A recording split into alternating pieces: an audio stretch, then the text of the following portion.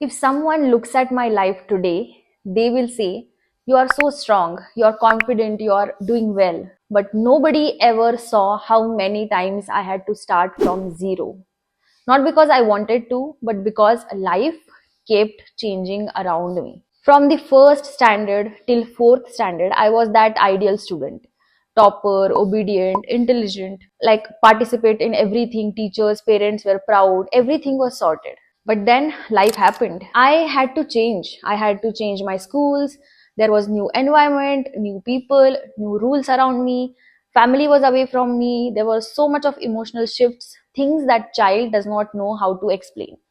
But still, I tried. I adjusted, I studied, I survived. I was trying my best. Then, again, in 8th standard, another school happens. Another shift, another teachers, another environment, another group of friends, another group of classmates. People stopped seeing the effort. They only saw the label. That she is talented, she will manage, she is smart enough, she will crack it, she will adjust. But everyone was just assuming. Everyone assumed I knew how to handle everything. But nobody asked me if I was tired. Nobody asked me if I was okay. Nobody asked me if I was ready for it. If I was ready for that shift. I was given everything, classes, tuitions, guidance, all that from their side.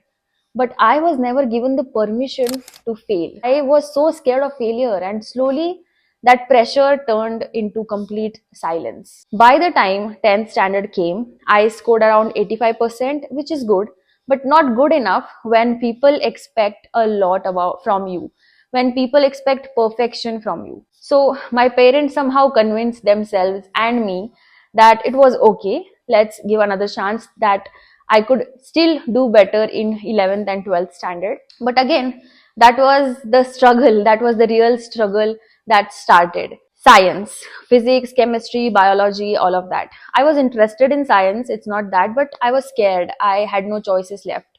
A mountain of expectations and me standing at the bottom, pretending I knew how to climb. I was just pretending, I was just going with the flow.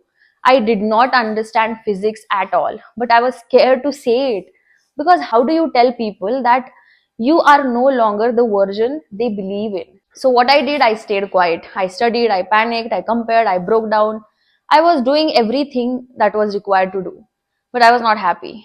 Then 12th results came, marks were decent, but not enough for MBBS, not enough for a government college. I also thought of repeating that year, but that is when the world decides your worth with one exam, with one rank, and with just one result. Your entire identity is failure. And suddenly people say, she failed. She is a failure. But let me tell you something very honestly from bottom of my heart. My parents gave me a chance, something many students never get. We took admission in BDS in a deemed university. And I already had a lot of guilt. At that time, I also felt like I was a failure. I believed that I was a failure. I believed that I was not that smart.